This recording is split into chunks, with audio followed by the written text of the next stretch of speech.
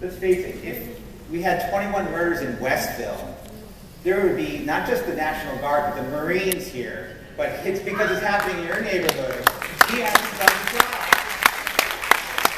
There are 16 to 20-year-olds who work under his entire administration that are out there committing these crimes. We need to do something about that and need to be as urgent as if it took place in Westville as if it's happening in Newhallville. We need to do specific things. I agree.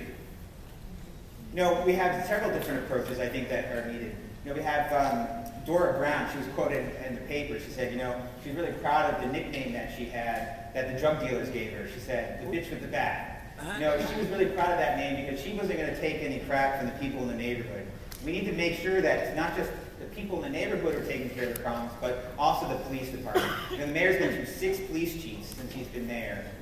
Right now we have an absentee police chief, sort of like an absentee landlord who brings down the neighborhood. An absentee chief brings down the morale of the police department.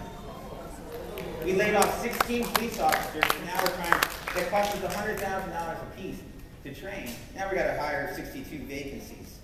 We need specific things. We need to do walking beats in some of the toughest neighborhoods because those cops need to know and be related to who the kid is, who their parents are, their grandparents are, or cousins are, so they can actually help to address the crime.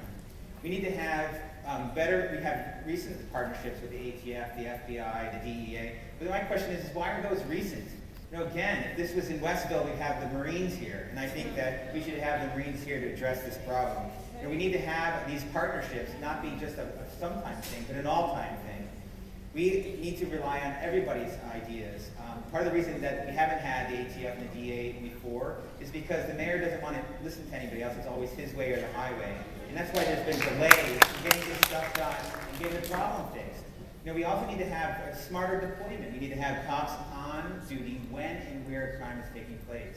We need to make sure that we're addressing these problems.